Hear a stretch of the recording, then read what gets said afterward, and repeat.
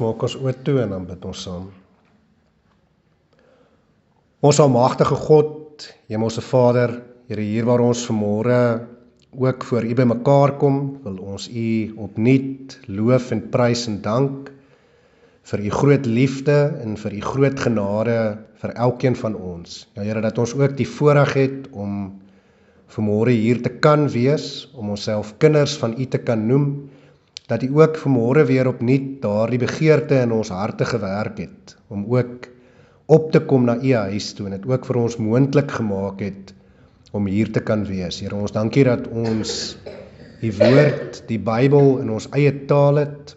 Ons dankie dat ons die vermoë het om dit te kan hoor, en dit ook te gaan uitleef in ons lewens in die wêreld daar buite. Here, daarom vra ons ook dat U ook vanmôre weer opnuut tot elkeen van ons sal spreek, dat U met die Heilige Gees in ons harte en in ons verstand sal werk, dat ons sal hoor wat U vir ons wil sê, en dat ons dit ook in ons lewens sal gaan uitleef, om daardeur die lof en die eer en die heerlikheid dan ook aan U te bring. Here, juis ook omdat ons besef dat U is die Alfa en die Omega, die begin en die einde, die eerste en die laaste, die een wat is en wat was, en wat kom, die Almagtige. En Here, ons dankie dat ons U kinders kan wees, en ons bid dit alles as dit U wil is, in U groot en heilige naam, in die naam van Jesus Christus. Amen. Nou goed, kom ons lees saam daar uit Filippense 2 uit, van vers 1 tot vers 18, en voor ek begin lees, wil ek net vir ons die agtergrond weer so 'n bietjie skets. Ons is besig in hierdie reeks om te sien hoe ons as gestuurdes uiteindelik moet leef. Ons het met Pinkstersondag het ons gehoor dat die Heilige Gees is uitgestort, en nou is ons gereed om uiteindelik die wêreld in te gaan, en Jesus se gestuurdes in hierdie wêreld te wees. En vanmôre sien ons in die besonder ook weer hier uit Filippense 2 uit, hoe ons as gestuurdes in hierdie wêreld uiteindelik moet optree, wil ek amper sê, om Jesus se gestuurdes te wees. Nou goed, met dit gesê, kom ek lees vir ons daar van vers 1 af. Ons lees daar van die eerste vers af. Dis Paulus wat hier skryf. Hy sê, as daar dan enige troos in Christus is, as daar enige vertroosting van die liefde, as daar enige gemeenskap van die Gees, as daar enige innige tederheid en ontferming is, maak dan my blydskap volkome deur eensgesind te wees en dieselfde liefde te hê, een van siel, een van sin. Moenie iets doen uit selfsug of uit ydelle eer nie, maar in nederigheid moet die een die ander hoër ag as homself. Julle moenie elkeen na sy eie belange omsien nie, maar elkeen ook na die ander sin, want hierdie gesindheid moet in julle wees wat ook in Christus Jesus was. Hy wat in die gestalte van God was, het dit geen roof geag om aan God gelyk te wees nie, maar het homself ontledig deur die gestalte van 'n diensknegt aan te neem en aan die mense gelyk te word. En in gedaante gevind as 'n mens, het hy homself verneder deur gehoorsaam te word tot die dood toe, ja, die dood van die kruis. Daarom het God hom ook uitermate verhoog en hom 'n naam gegee wat bo elke naam is, sodat in die naam van Jesus sou buig elke knie van die wat in die hemel en die wat op die aarde en die wat onder die aarde is, en elke tong sou bely dat Jesus Christus die Here is tot heerlikheid van God die Vader. Daarom, my geliefdes, soos julle altyd gehoorsaam gewees het, nie net in my teenwoordigheid alleen nie, maar baie meer nou in my afwesigheid, werk julle eie heil uit met vrees en bewing, want dit is God wat in julle werk om te wil, sowel as om te werk na sy welbehae. Doen alles sonder murmurering en teespraak, sodat julle onberisplik en opreg kan wees, kinders van God, sonder gebrek, te midde van 'n krom en verdraaide geslag, onder wie julle skyn soos ligte in die wêreld. Deurdat julle die woord van die lewe vashou, my tot 'n roem teen die dag van Christus, dat ek nie verniet geloop of verniet gearbei het nie, maar al word ek ook as 'n drankoffer uitgegiet oor die offer en bediening van julle geloof, verbly ek my. Ja, verbly ek my saam met julle almal, en om dieselfde rede moet julle ook bly wees, en julle saam met my verbly. Nou ek lees vir ons net tot sover. Ek wil vir ons as teksvers hierdie 5de vers uitlig. Hier in vers 5 lees ons, want hierdie gesindheid moet in julle wees, wat ook in Christus Jesus was. Want hierdie gesindheid moet in julle wees, wat ook in Christus Jesus was. Nou as ons vir mekaar sê dat ons gestuurdes van die Here Jesus Christus hier op aarde is, en ons weet dat ons 'n bepaalde doel en 'n missie het, dan kan ons amper vanmôre prakties vir mekaar die vraag vra, hoe moet ons dit gaan uitleef? En in 'n sekere sin vat ons teksvers, hierdie 5de vers, vat alles saam. Hy sê ons moet dieselfde gesindheid hê as wat Jesus Christus gehad het. Nou kom ons kom by die begin. Dit beteken eerstens dat ons moet weet dat daar vir ons 'n doel en 'n missie is. Dis 'n duidelike opdrag wat vir ons gegee is. In Matteus 28 vers 19 en so voort, ons het dit nou elke Sondag al gehoor, gaan maak disippels van al die nasies en doop hulle in die naam van die Vader en die Seun en die Heilige Gees. Handelinge 1 vers 8 gaan wees my getuies in Judea en Samaria, of in Jerusalem en Judea en Samaria en tot aan die uiterste van die aarde. So daardie opdragte is daar. As ons vir Jesus moet navolg en ons wil dit doen, dan kan ons ook maar weet, hy het presies geweet hoekom hy na hierdie aarde toe gekom het, hy het presies geweet wat sy doel en sy missie is. Hy is ook 'n gestuurde gewees van die Vader. Nou, ek wil vir ons 'n paar verse uitlig om dit duidelik te maak. So die bekendste vers waarskynlik in die hele Bybel is Johannes 3 vers 16, en ons weet natuurlik, in Johannes 3 vers 16 lees ons, want so lief het God die wêreld gehad, dat hy sy eniggebore seun gegee het, sodat elkeen wat in hom glo nie verlore kan gaan nie, of mag gaan nie, maar die ewige lewe kan hê. Nou as ons hier lees, sodat hy sy eniggebore seun gegee het, in hierdie gegee het beteken hy het hom vir die wêreld gegee, met ander woorde, hy het vir Jesus na die wêreld toe gestuur, sodat Jesus vir ons sondes kan kom sterf en vir ons die dood kan oorwin. So Jesus is 'n gestuurde uit die hemel uit, en dit is baie belangrik. En ek sal later meer daaroor weer sê. Maar dan ook wil ek vir ons 2 gedeeltes uitlig. As mens gaan kyk na Jesus se gebed daar in die tuin van Getsemane, daar toe hy ook, wil ek amper sê, bloed gesweet het, so ernstig was die stryd, daar waar die duiwel al reeds in die tuin van Getsemane verslaan het.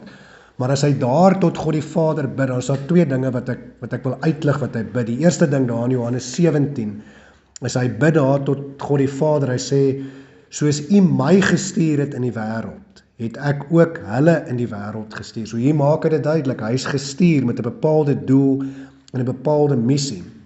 En dan 'n paar verse later, daar in Johannes 17 vers 23, dan lees ons weer, hy sê, ek en hulle, en U en my, sodat hulle volkome een kan wees, en dat die wêreld kan weet dat U my gestuur het, en hulle lief gehad het, net soos U my lief gehad het. So dit is ook belangrik, nie net sê hy God die Vader het hom gestuur nie, maar hy sê hy stuur ons ook, en deel van daardie doel en missie is, dat die wêreld moet weet dat hy oorspronklik gestuur is, en dat hy ons gestuur het. Nou waarvoor is hy gestuur? Dit sê hy ook vooraf vir sy disippels. Ek wil ook vir ons gedeeltes uitlig. Daar's baie aan die Bybel, maar Jesus sê natuurlik vooraf vir sy disippels dat hy gekruisig gaan word en dat hy moet doodgaan, dat daar 'n bepaalde doel en missie is. Nou byvoorbeeld, daar's 4 momente wat ek wil uitlig. Die eerste ene is voor daardie bekende belydenis van Petrus, waar Jesus vir sy disippels vra, maar wie sê julle is ek? Want die wêreld sê ek is Johannes die Doper, en ander sê ek is Elia, maar wie sê julle is ek? En dan sê Petrus mos vir Jesus, U is die Christus, die Seun van die lewende God. En dan sê Jesus vir hom, op hierdie belydenis van jou Petrus sal ek my kerk bou. Nou, daardie gedeelte word natuurlik in al die evangelies vir ons uitgelig. So in Lukas 9 vers 22 en in Markus 8 vers 31 en ook in Matteus 16 vers 21. Nou, ek wil net vir ons Matteus 16 vers 21 lees. Daar sê Jesus, of lees ons ten minste, Van toe af het Jesus begin om sy disippels te toon, met ander woorde vir hulle te wys, dat hy na Jerusalem moes gaan en veel van die ouderlinge en die owerpriesters en skrifgeleerdes hom sal laat lei, en dat hy gedood moes word en op die 3de dag opgewek word. In die ander verse sê dieselfde, nou net in bietjie ander woorde.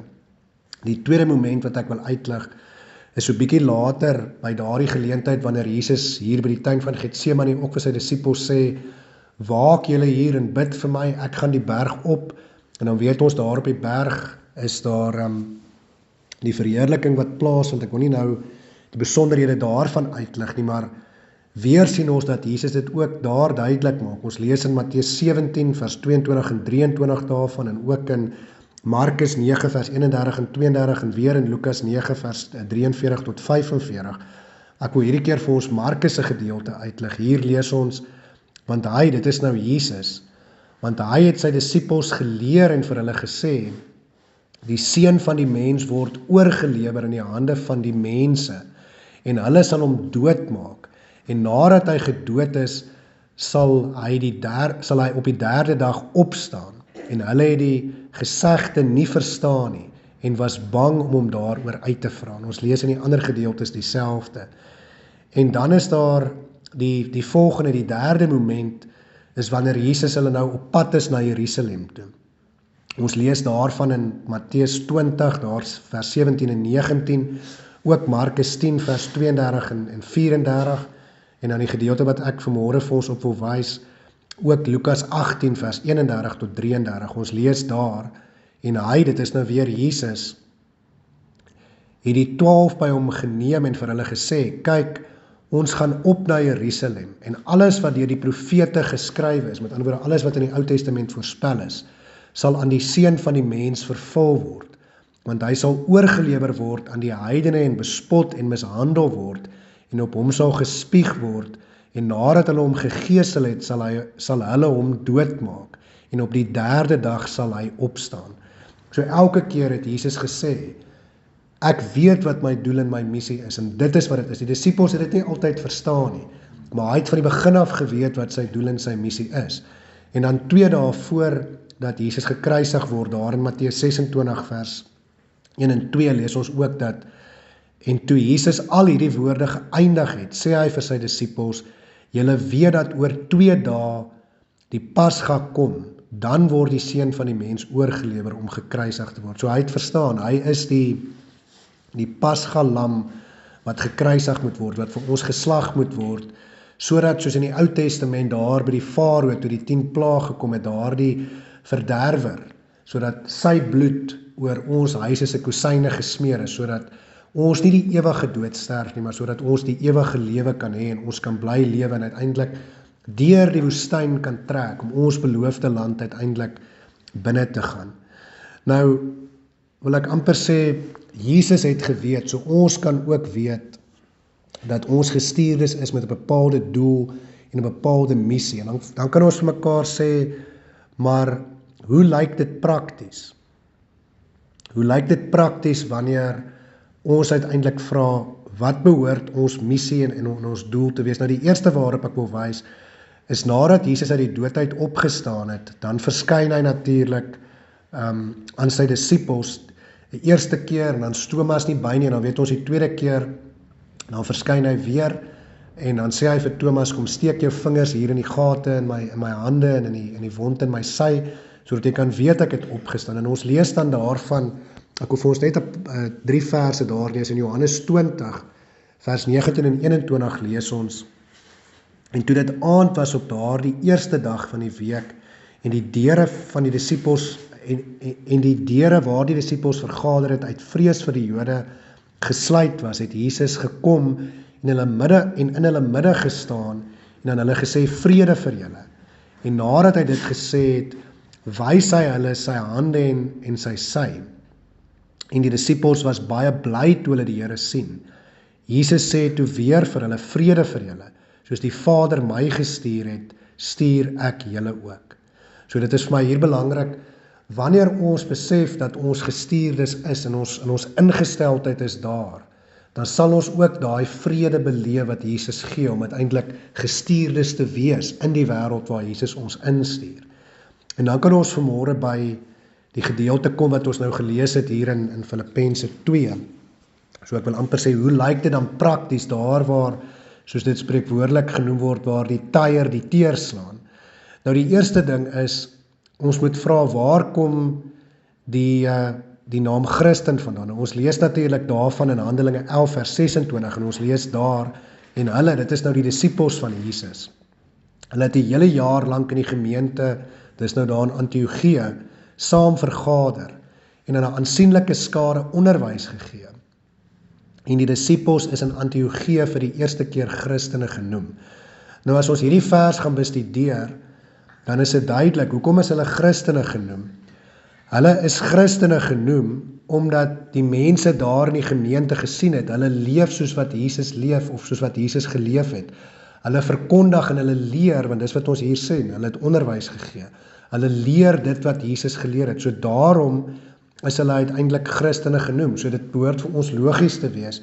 Die Christen, die disipel van die Here, loop agter hom aan, trap in sy voetspore, doen wat hy gedoen het, leef soos wat hy uiteindelik geleef het, en dit is wat vir ons hier in Filippense 2 dan ook in die besonder uitgelig word. Nou ek wil sommer vanmôre vir ons 10 punte kortliks hier uitlig. Hoekom word ons Christene genoem, en hoe behoort ons vir Christus die gestuurde na te volg as sy gestuurdes? Nou die eerste ding wat ons sien, is daar in die eerste 2 verse, ons sien dat ons moet in liefde leef, met 'n liefde soos Christus se liefde. So ek wil amper sê, dit is gewoonlik een van die hoofpunte, liefde. Alles kom terug na die liefde toe. So met dieselfde liefde waarmee Christus ons lief gehad het, moet ons ook vir hom en ons naaste lief wees. Met ander woorde, dit beteken as ons daar in vers 2 gaan lees weer, dan sien ons daar, hier word die woord gebruik, maak dan my blydskap volkome deur eensgesind te wees en dieselfde liefde te hê, een van siel en een van sin. En hy sê in vers 1 ook, as daar enige vertroosting van die liefde is, as daar enige gemeenskap van die gees en enige innige tederheid en ontferming is.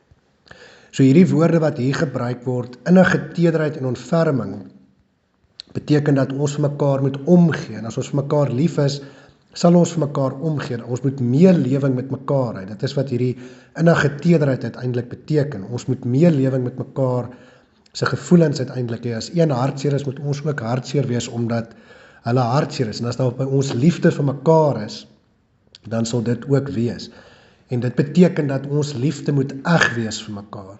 So dit is die eerste ding, daai liefde teenoor God en liefde teenoor ons naaste. Dan die tweede ding wat ons sien, en ons sien dit eintlik hier in die gedeelte wat ons gelees het, tussen verse 3 tot by vers 8, is ons moet nederig wees soos wat Christus ook nederig was. So as ons weer na die verhaal van die Bybel kyk, in die Nuwe Testament in die besonder, dan sien ons dat Jesus was self God gewees, hy is God, maar nogtans was hy bereid gewees om 'n mens te kom word, om daar in die veielstal in Bethlehem tussen die diere gebore te word, om 'n hulpelose babietjie daar te wees, en om groot te word soos 'n mens.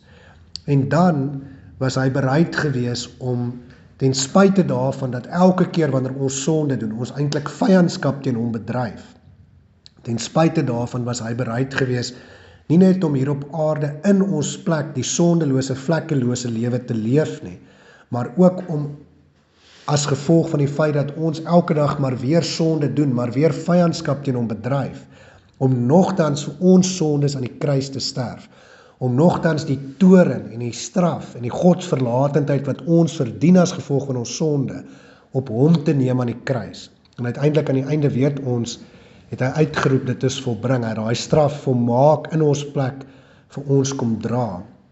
En hy het ook vir ons op die 3de dag uit die dood uit opgestaan. Hy was nederig geweest, hy was bereid om sy disippels se voete te was. Hy was bereid om te dien, en dit is die belangrike, hoe gaan ons in hierdie wêreld uiteindelik gestuurdes wees soos wat Jesus 'n gestuurde was? Deur nederig te wees, deur bereid te wees om te dien. Nie te dink ek is die beste nie, maar om ander in ag te neem, deur bereid te wees om ook mekaar se voete te was. So elkeen van ons moet weer, ek wil amper sê, bietjie gaan self ondersoek doen en sê, is ek bereid om ook ander se voete te was, sodat ander ook vir Jesus in my kan sien, daardie nederigheid wat Jesus gewys het. En dan die derde punt sluit grootliks daarby aan. En ons sien dit in die volgende paar verse, daar tussen vers 9 en 11 sien ons moet bereid wees om vir Jesus as die koning van die konings te erken, om voor Jesus uiteindelik te buig. Nou goed, baie mense is so, ons sê ons buig voor niemand nie, en ons harte is baie keer so hard, dat ons nie besef dat ons ook nie meer voor Jesus wil buig nie, maar dit is belangrik, hier word vir ons gesê in hierdie verse tussen vers 9 en 11, dat wanneer die wederkoms aanbreek, sal elke knie voor hom buig en elke tong sal bely dat Jesus is die Here, hy is die koning van die konings. So hoe gaan ons uiteindelik gestuurdes wees soos wat Jesus 'n gestuurde was as ons hom navolg? Deur nou reeds te begin leef asof hy ons koning is, deur hom nou te erken as ons koning en hom nou uiteindelik te verkondig as koning, deur nou reeds voor hom te buig, sodat ander sien dat ons voor hom buig en hom erken as Here en hom ook wil aanbid en hom ook wil loof en prys. So deur my lewe moet ek so leef dat die wêreld kan sien dat Jesus is my koning. Dan die vierde ding wat ons sien, en ons sien dit in die volgende klompie verse, daar tussen vers 12 en 13, sien ons dat ons moet ook gehoorsaam wees. So ons moet nie sonde doen nie, ons moet in die sonde stry. Nou die ou gesegde van die kerkvaders is dat ek moet leef asof my redding, asof my plek in die hemel, kom ons noem dit maar so, van myself afhang. Met ander woorde, ek moet my heel beste doen om 'n perfekte lewe te leef. Maar aan die einde van die dag, wanneer ek op my knieë gaan, moet ek bid asof alles van God afhang, want dit is die waarheid. Ek moet bid met die besef dat dit hang nie van my af nie. Selfs my beste werke is met sonde bevlek, en selfs my beste werke is nie goed genoeg om eers 'n bietjie by te dra tot my redding nie. Alles is net genade uit God se hand uit, en dit dring my weer tot 'n lewe van dankbaarheid, waar ek weer môre, wanneer ek my oë oopmaak, leef asof my redding van my afhang, alhoewel ek weet dit hang nie van my af nie. So dit beteken, ek moet 'n onberisplike lewe leef, soos wat vers 15 vir my sê. Nou wat beteken die woord onberispelik? Dit beteken foutloos. Mense moenie na my kan vingerwys en my kan berispe, my oor die vingers kan tik nie. Dit is hoe my lewe uiteindelik moet lyk. Dis nie vir ons moontlik nie, want ons is swak, nietig en sondig, maar dit beteken ons moet elke dag meer en meer probeer om aan Christus gelyk te wees. Hoekom? Sodat wanneer mense na ons kyk, sodat hulle kan sê, dit is Christene daardie. Dit is mense wat leef soos wat Christus geleef het. En wanneer ons so leef, dan sal ons ook die gestuurdes wees, soos wat Jesus 'n gestuurde was hier in hierdie wêreld. So dit is baie belangrik.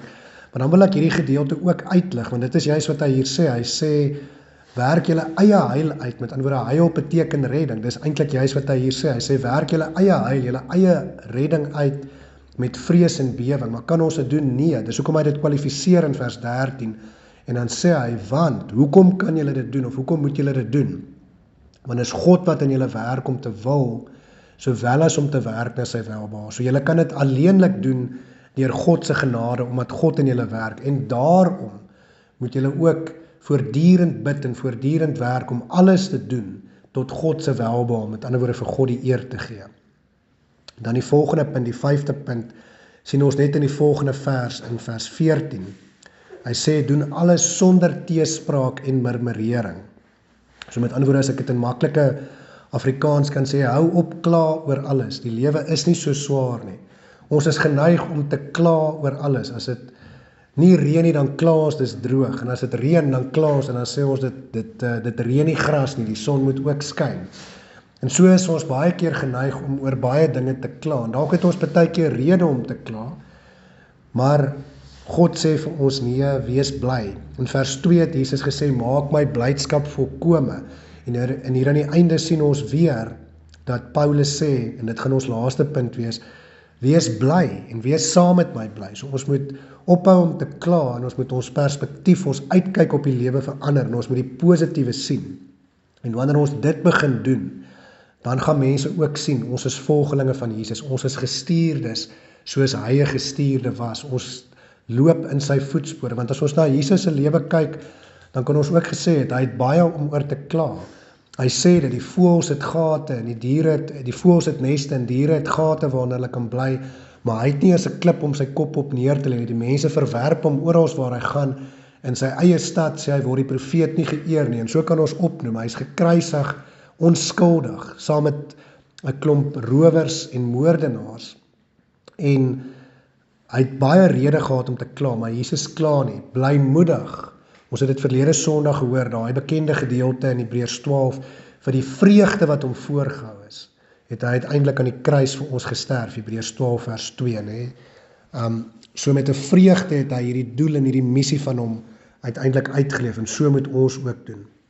Dan ons volgende punt, die 6de punt, ons sien dit ook in vers 15, is dat ons moet opreg wees. En dit is iets wat, ek wil amper sê, deesdae ontbreek in ons samelewing en in ons lewens. Mense kan nie meer vertrou word nie, mense is nie meer opreg nie, maar ons moet opnuut weer na onsself gaan kyk en sê, as ons werklik gestuurdes wil wees, soos wat Jesus 'n gestuurde was en in sy voetstappe volg, dan moet ons opreg wees soos wat Jesus opreg was. Ons lees dit hier in vers 15 en 16, sodat julle onberispelik en opreg kan wees, kinders van God, sonder gebrek, te midde van 'n krom en 'n verdraaide geslag, onder wie julle skyn soos ligte in die wêreld.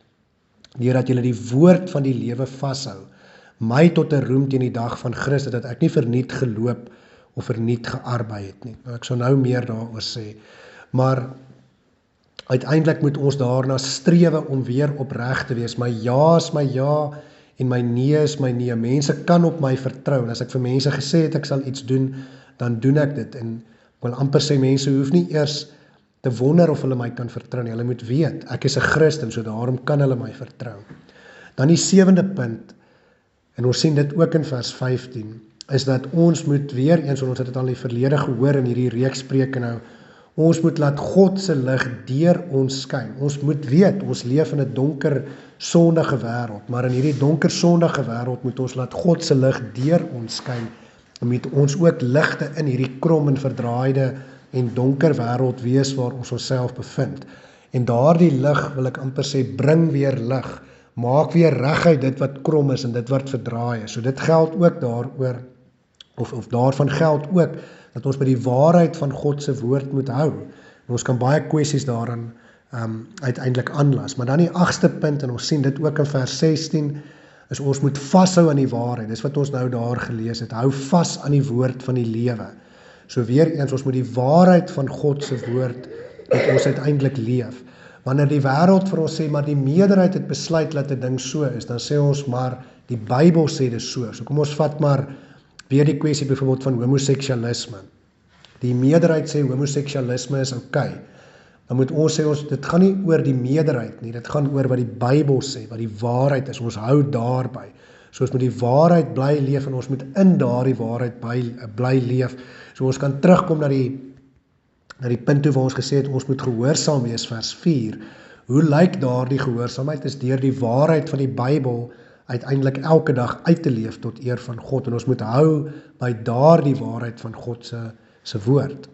Dan die 9de punt, ons voorlaaste punt, sien ons ook in vers 16, en dit gee vir ons 'n bietjie krag en moed in hierdie wêreld, en dit is dat ons moet weet, dis nie verniet nie. Paulus sê dit, hy sê, want my arbeid is nie verniet nie, en ons kan dit ook weet. Ons arbeid is nie verniet nie, wanneer ons hier met dissipline bly leef, gehoorsaam bly leef, tot eer van God bly leef, elke dag ons ingesteldheid so rig om God te eer en te loof en te prys in alles wat ons doen, as ons sy disippels is, as ons sy navolgers is, dan sê die woord vir ons, nie net hier nie, maar op baie plekke, dit is nie verniet nie, daar is beloning wat op ons wag. Die grootste beloning van alles is natuurlik die ewige lewe, wanneer ons in Christus se teenwoordigheid sal wees.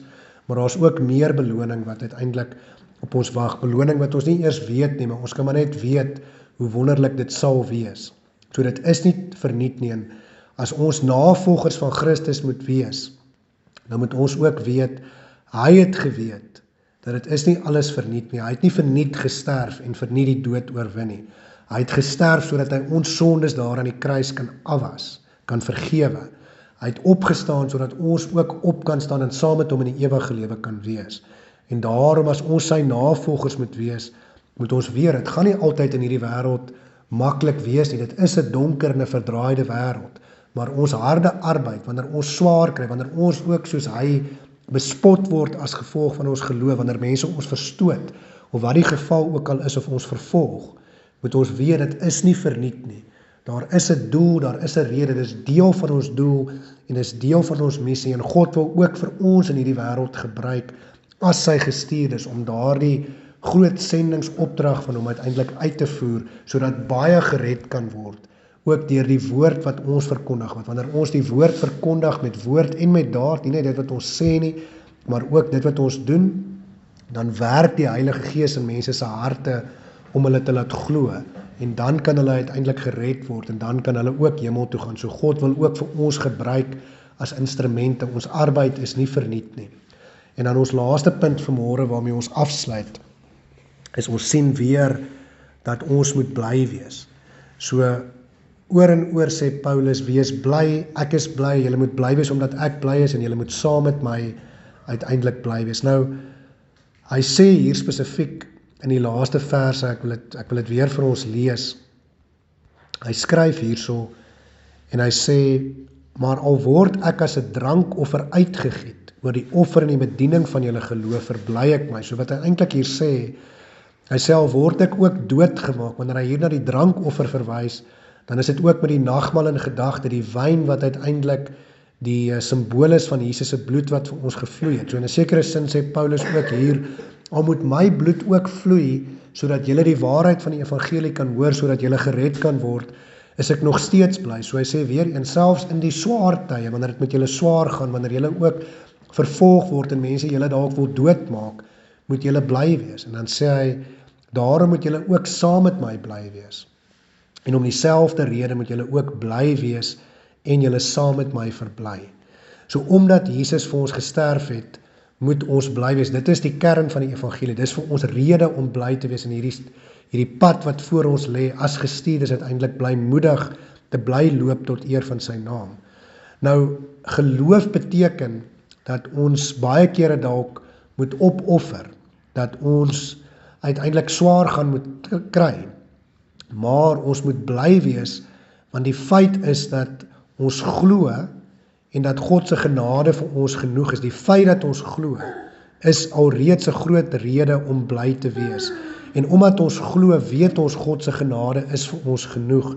En omdat God se genade vir ons genoeg is, weet ons kan ons ook, al lyk die taak vir ons hoe groot om gestuurdes te wees soos wat hy 'n gestuurde is, al lyk die taak vir ons hoe groot om uiteindelik in sy voetspore te volg, weet ons sy genade is vir ons genoeg. Ons kan bly wees oor ons geloof en hy sê vir ons deur die geloof ook sy genade is genoeg. Die geloof is immers daar die genadegawe wat hy vir ons gee.